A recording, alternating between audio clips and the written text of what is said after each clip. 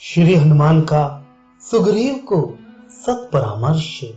भगवान श्री राम अपने भाई लक्ष्मण के साथ अपने प्राण प्रिय जन दुलारी की चिंता करते हुए प्रवर्षण गिरी पर वर्षा के दिन व्यतीत करने लगे और कपिराज सुग्रीव धन संपत्ति, राज्य एवं अपनी पत्नी रूमा के साथ अनिंद सुंदरी तारा को भी प्राप्त कर अत्यंत प्रमुदित थे। वे निश्चिंत होकर राज्य के भोगों का उपभोग करने लगे।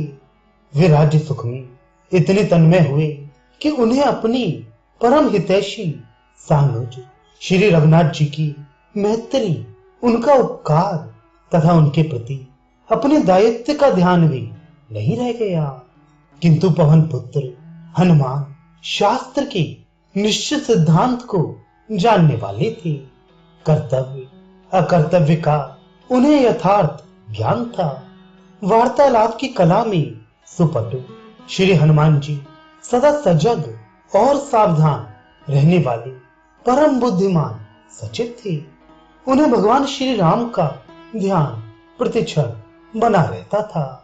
जगदम्बा जानकी का पता लगाने के लिए वे अतिशय व्यग्र थे।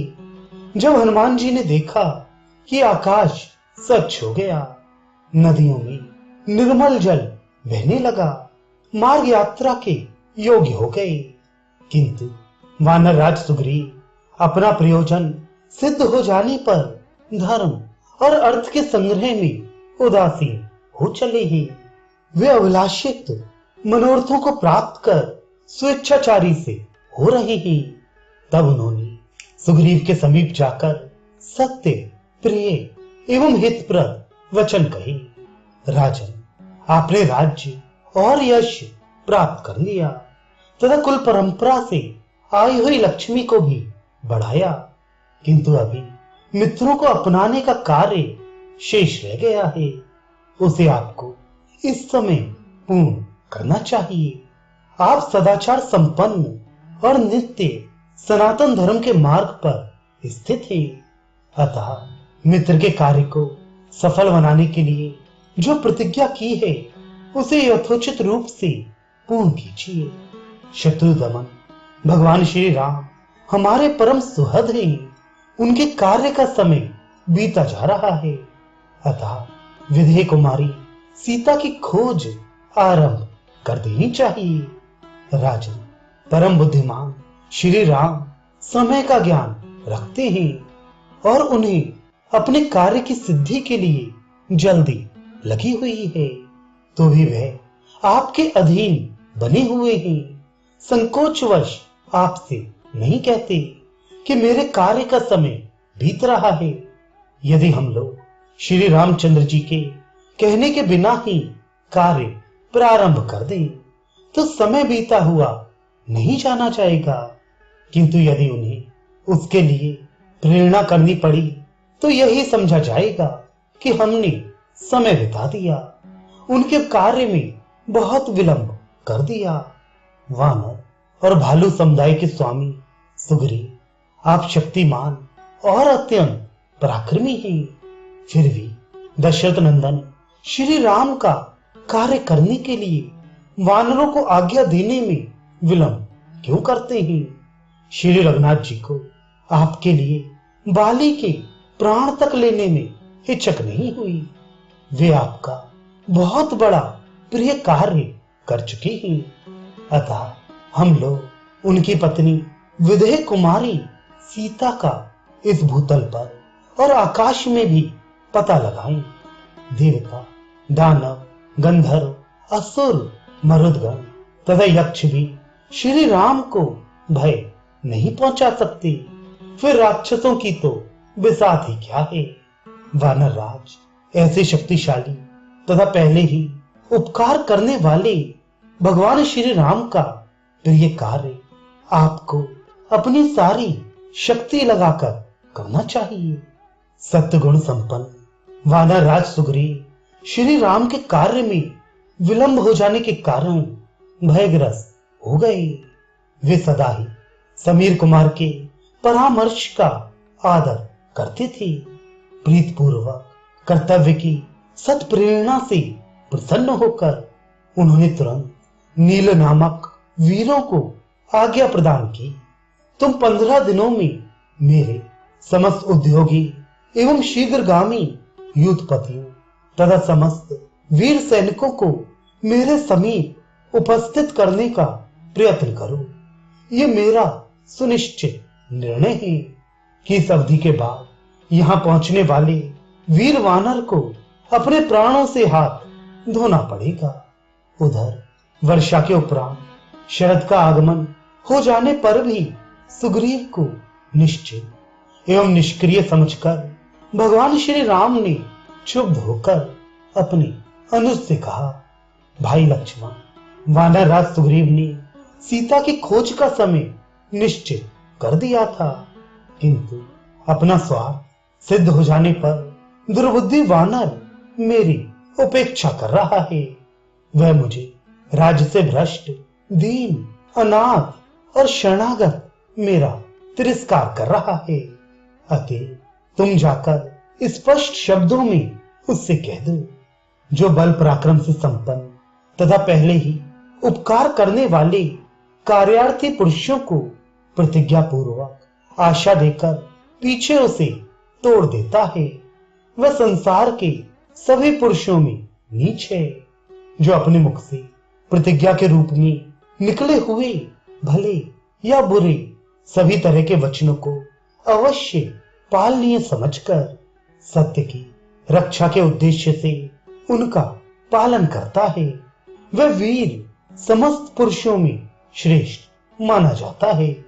भगवान श्री राम ने दुखी हृदय से अपने अनुज से आगे कहा, उस दुरात्मा से कह दो, मेरे शर से मारा गया बाली जिस मार्ग से गया है वह मार्ग बंद नहीं हुआ है। उस समय तो मैंने अकेले बाली को ही मारा था, किंतु यदि तुमने अपने वचन का पालन नहीं किया तो मैं तुम्हें बंधु बांधवों सहित काल के हवाले कर दूंगा। अपने ज्येष्ठ भाई श्री राम के वचन सुनते ही सुमित्रा नंदन रोष में भर गए। उन्होंने प्रभु के चरणों में प्रणाम कर निवेदन किया, विषय भोग में आसक्त बुद्धिहीन वानर ने अग्निदेव की साक्षी में मैत्री स्थापित की थी, किंतु स्वार्थ सिद्ध हो जाने पर उसकी नीयत बदल गई है। मैं मिथ्यावादी सुग्रीव को अभी मारकर अंगद को राज्याभिषिक्त करता हूं। अब वे ही राजा होकर वानर वीरों के द्वारा सीता देवी का पता लगाएं। धनुष बाण हाथ में लिए क्रुद्ध लक्ष्मण को सुग्रीव वध के लिए प्रस्थान करते देखकर अत्यंत घोर एवं गंभीर मर्यादा पुरुषोत्तम श्री राम ने उन्हें समझाते हुए कहा, लक्ष्मण, तुम्हारे जैसे श्रेष्ठ वीर पुरुष को मित्रवध का निषिद्ध कर्म करना उचित नहीं। वत्स, सुग्रीव मेरा मित्र है, तुम उसे मारना मत। केवल ये कहकर कि तू भी बाली के समान मारा जाएगा, उसे डराना और शीघ्र ही उसका उत्तर लेकर आ जाना। जैसी आज्ञा इक्ष्वाकु कुल सिंह वीरवर सुमित्रा नंदन ने श्री राम के चरणों में प्रणाम किया और अपने भयंकर धनुष बाण को हाथ में लिए हुए वे किष्किंधा के लिए चल पड़े। उस समय क्रोध के कारण उनकी आकृति अत्यंत भयावह हो गई थी, उनके अधर फड़क रहे थे। लक्ष्मण अत्याधिक रोष के कारण मार्ग के वृक्षों को गिराते और पर्वत शिखरों को उठाकर दूर फेंकते जा रहे थे। उस समय वे प्रत्यक्ष काल से प्रतीत हो रहे थे। किष्किंधा के समीप पहुंचकर श्री रामानुज ने अपने धनुष की प्रत्यंचा का भयंकर टंकार किया। उस समय कुछ सामान्य वानर नगर के परकोटे पर अपने हाथ में पत्थर और वृक्ष लेकर किलकारी मारने लगे। कुपित लक्ष्मण की क्रोधाग्नि में जैसे गिरताहुति पड़ गई।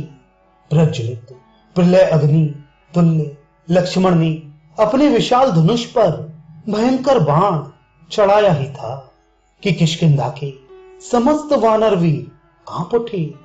लक्ष्मण किष्किंधा का मूलोच्छेद करने के लिए प्रस्तुत हो गए।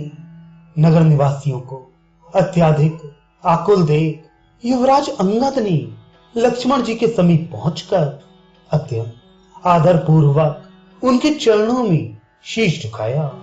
उनको देखते ही भ्रात भक्त लक्ष्मण का रोष शांत हो गया।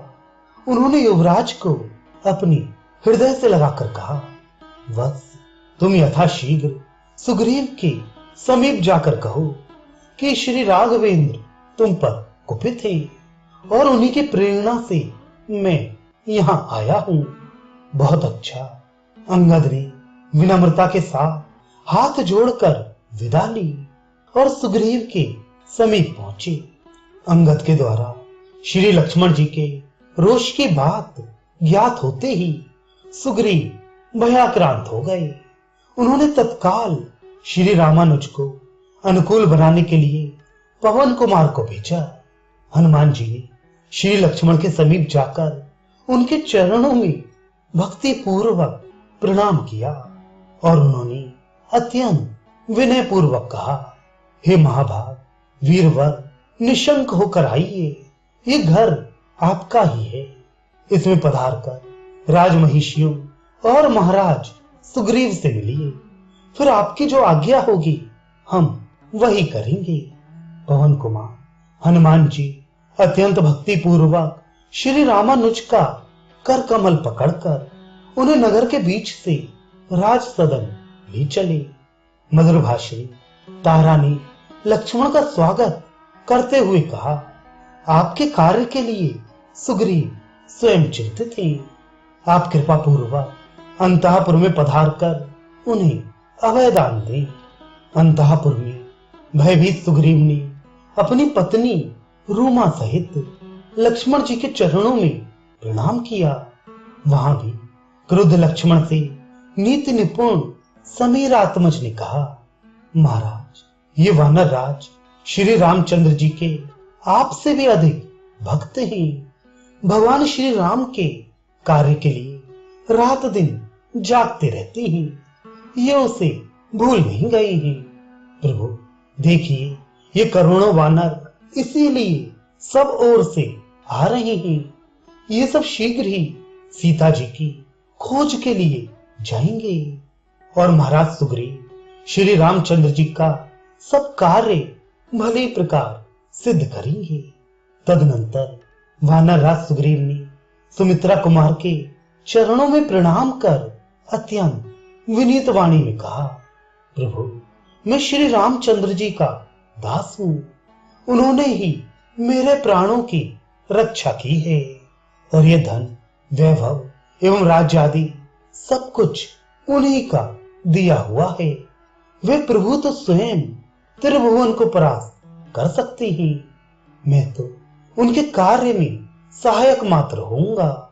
मैं विषय पामर पशु सर्वथा आपका हूं, अतः आप मेरा अपराध क्षमा करें। सुग्रीव की प्रार्थना सुनते ही सुमित्रा नंदन ने उनकी भुजा पकड़कर उन्हें हृदय से लगा लिया और प्रेम पूर्वक उनसे कहा, महाभाग, मैंने भी प्रणय कोपवश आपको जो कुछ कहा है उसका विचार मत कीजिए।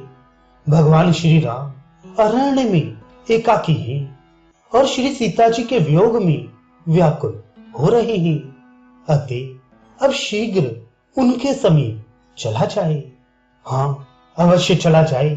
सुग्रीव ने पाद्य अर्घ्य आदि से लक्ष्मण जी की पूजा की और फिर वे उनके साथ स्वयं श्रेष्ठ रथ में बैठे। सुग्रीव के साथ अंगद, नील और पवन कुमार आदि मुख्य मुख्य वानर भी श्री रघुनाथ जी के समीप चले। उस समय भेरी, मृदंग आदि नाना प्रकार के वाद्य बजने लगे।